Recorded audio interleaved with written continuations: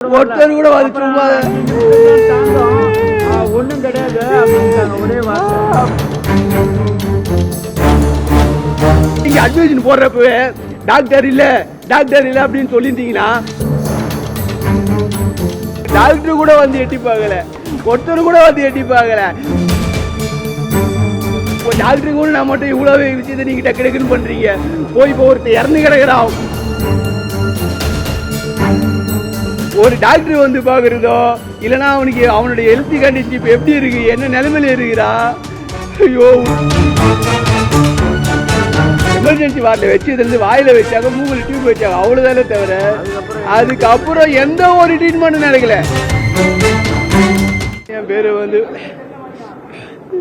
பேரு வந்து பார்த்திபன், என் தம்பி பேர் வந்து விக்னேஷ். 13ஆம் தேதி நைட்டு அவனுக்கு வந்து வயிற்று வலின்னு ஹாஸ்பிட்டலுக்கு கூட்டு வந்து சேர்த்தோம். என்னன்னு பார்த்தா பித்தப்பையில கல் இருக்குதா கூட்டு வந்து சேர்த்தோம். நைட்டு சேர்த்த உடனே இங்க அட்மிஷன் போட சொன்னாங்க. அட்மிஷன் போடுறதுக்கு ஆதார் கார்டு வேணும்னு கேட்டாங்க. ஆதார் கார்டு எடுத்துன்னு போயிட்டு அட்மிஷன் மேல எடுத்துட்டு போய் போட்டோம்.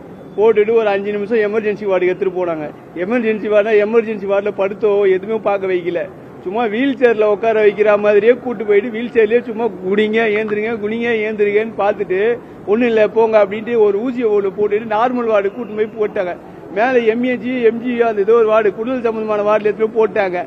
அதுக்கப்புறம் அவங்க வந்து அன்னைக்கு ஃபுல்லாவும் ஒன்னும் நைட்டு ஃபுல்லாவும் ஒன்னும் பார்க்கல. அடுத்த நாள் நைட்டு சாயந்தரம் ஒரு 9 மணி வரைக்கும் கூட ஒண்ணுமே பார்க்கல. அதாவது அவனுக்கு எப்படி உடம்பு எப்படி இருக்கு, பல்ஸ் இருக்கா இல்லனா பிளட் பிரஷர் எப்படி இருக்குது, எதுவுமே ஒண்ணுமே பார்க்கல. பார்க்காம நைட்டு 10 மணிக்கு திடீர்னு அவளுக்கு மூச்சு வாங்க ஆரம்பிச்சோம்ல, வாயில அந்த டெம்பரவரியா அந்த சுவாசிக்கிற அந்த இதை வச்சு எத்தனை போயிட்டு எமர்ஜென்சி இதுல போட்டாங்க, ஐசியூல வச்சிட்டாங்க, எமர்ஜென்சி வார்டில் வச்சதுல இருந்து வாயில வச்சாங்க, மூக்கில் டியூப் வச்சாங்க, அவ்வளவுதானே தவிர அதுக்கப்புறம் எந்த ஒரு ட்ரீட்மெண்ட் நடக்கல. ஒரு டாக்டர் வந்து பாக்குறதோ இல்லனா அவனுக்கு அவனுடைய ஹெல்த் கண்டிஷன் இப்ப எப்படி இருக்கு, என்ன நிலைமையில இருக்கிறா. ஐயோ விட்டுல, அவனுக்கு எந்த நிலைமையில இருக்கிறா. அப்புறமேட்டுக்கு அவளை எப்படி அவன் ரெக்கவர் பண்ண முடியுமா அப்படின்னு ஒரு டாக்டர் கூட வந்து எட்டி பார்க்கல, ஒருத்தர் கூட வந்து எட்டி பார்க்கல. உங்க அரசாங்க ஆஸ்பத்திரி நம்பி தாங்க பொதுமக்கள் இங்க வந்து பாக்குறோம். இது மாதிரி டாக்டர் கூட நான் மட்டும் இவ்வளவு விஷயத்தை நீங்க டக்கு டக்குன்னு பண்றீங்க. போய் இப்போ ஒருத்தர் இறந்து கிடக்குறான், 31 வயசா, 2 வயசுல ஒரு குழந்தை, 2 வயசுல ஒரு குழந்தை ஒண்ணு இருக்கு, கொண்டாடி இருக்கிறாங்க. இப்ப இதுக்கு யாரும் என்ன பதில் சொல்ல போறாங்க? கலைஞர் நூற்றாண்டு இதுன்னு பேரை வச்சுட்டு ட்ரீட்மெண்ட் ஒழுங்கா நடக்கல. நீங்க முதல்லயே இங்க அட்மிஷன் போடுறப்ப டாக்டர் இல்ல அப்படின்னு சொல்லியிருந்தீங்கன்னா நாங்க இதுக்கு இங்க வந்து பார்க்க போறோம். டாக்டர் இல்லன்னு தெரிஞ்சுதா, இல்ல வேற இடத்துக்கோ இல்ல வேற ஹாஸ்பிட்டலுக்கோ எங்க போய் பாத்துருக்க போறோம்.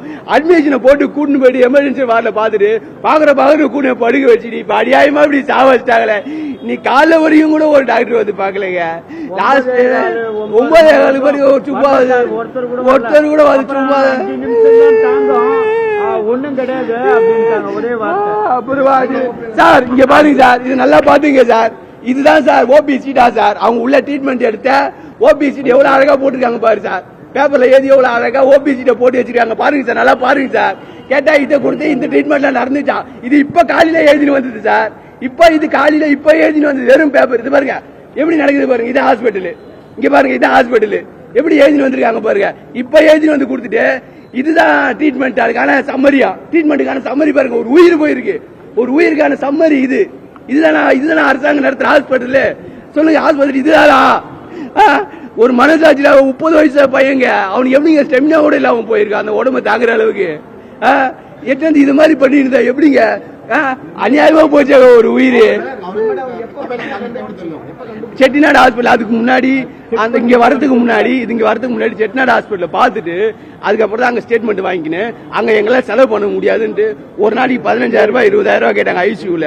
அதனால எனக்கு செட் ஆகாதுங்க வச்சு பாக்குறதுக்கு. அதனால என்ன பண்ண வேணாம் நீங்க கொடுங்க அப்படின்ட்டு, சரி நல்லா பாப்பாங்களே அப்படின்றதுக்கோசம் இந்த ஹாஸ்பிட்டலுக்கு கூட்டின்னு வந்தேன். ரொம்ப நாளா இல்ல டாக்டர், அதுக்கு அன்னைக்குதான் தெரியுமா நீ பித்தப்பையில கல் இருக்கிறதுன்றது. பெயின் வந்ததுக்கு அப்புறம் தான் தெரியுது, அதுக்கப்புறம் தான் கூட்டு வந்து சரி இங்க வந்தா நல்லா பாப்பாங்களே, இது வந்து சூப்பர் ஸ்பெஷாலிட்டி மருத்துவமனைன்றாங்களே, நல்லா பாப்பாங்களே நம்பி கூட்டு வந்தாங்க.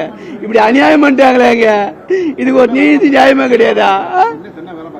விக்னேஷ் வந்து ஒரு ஒர்க் ஷாப்ல வந்து ஒர்க் இன்சார்ஜா இருக்காருங்க.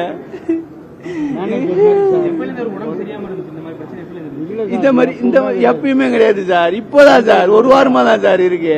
அவர் ரெகுலரா இருந்தா கூட போறாளியே மனசு ஏத்துக்கின்னு இருக்குமே. அப்படி கிடையாது. நல்லா தானே இருந்தான். நல்லா தான் இங்க கூட்டு வர வரைக்கும் நல்லா இருந்தான். நல்லா அருமையா இருந்தான். அழகா கூட்டு போகணும். அழகா நடக்க வச்சு கூட்டு போகணும். கூட்டு வந்து ஒரு நாள் எப்படி உயிர் போகும்? 13ஆம் தேதி சார். 13ஆம் தேதி கூட்டு வந்தோம். இது மாதிரி பண்றாங்களே, இது நியாயமா? இதுக்கு நீங்களும் ஒரு தீர்வு சொல்லணும். 30 வயசு ஒரு பையன் இறந்துட்டாலே. அது இல்ல அன்னைக்கு எடுக்கிறப்ப தெரிஞ்சதே கல்லு அப்படின்ட்டு. அதுக்கு முன்னாடி ஹாஸ்பிட்டல்ல பாத்துருக்கோம். அதெல்லாம் நார்மல் தான், ஒன்னும் ப்ராப்ளம் இல்ல அப்படின்ட்டு ஹாஸ்பிட்டல் பார்த்து அமுச்சு விட்டா. வேற ஒண்ணும் கிடையாது. இந்த இஷ்யூ தெரிஞ்சவங்க இங்க வந்தோம். சரி, அங்க காசு அதிகமா செலவாமே இங்க வந்து பாத்துக்கலாம் அப்படின்ட்டு. டாக்டர்கள் வந்து உங்களுக்கு பரிசோதனை செய்ய காரணம் வந்து இங்க வேலை நிறுத்தம். அதுதாங்க உண்மை. அதாவது டாக்டருக்கு வேலை நிறுத்தத்துக்கு காரணம் எங்க தம்பி உயிரா போச்சு.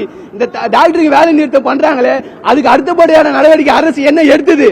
இங்க வந்து யாருமே இங்க உள்ளாளிகள் யாரும் புறநோயாளிகள் யாரும் உள்ள வரக்கூடாது போர்டு வைக்க வேண்டியதுதானே. இல்லன்னா இந்த இடத்துல டாக்டருக்கு யாரும் பார்க்க மாட்டாங்கன்னு அப்பயே சொல்லிருக்க வேண்டியதுதானே. இல்ல நான் அட்மிஷன் சீட்டு போட்டு ஆதார் கார்டு எடுத்துட்டு வாங்க, அட்மிஷன் சீட்டு போட்டு அப்பயே சொல்லிருக்க வேண்டியதுதானே. இது போல வந்து இங்க ட்ரீட்மெண்ட் பார்க்க மாட்டாங்கப்பா, இங்க டாக்டருங்க இல்லப்பா, நர்ஸ் இல்லப்பா, இங்க ட்ரீட்மெண்ட் எதுவுமே கிடையாதுன்னு சொல்ல வேண்டியதுதானே. எதுவுமே சொல்லாம சும்மா ஒருத்தனை கூட்டம் படிக்க வச்சு ஒருத்தனை சாக வச்சிருக்காங்களே. இது கண்டிப்பா நீதி கிடைக்கணுங்க. கண்டிப்பா நீதி கிடைக்கணும். என் பேர் வந்து பார்த்திவேல் அண்ணன், அவரோட சொந்த அண்ணன். இது நீங்களா தான் கொஞ்சம் ஹெல்ப் பண்ணுங்க.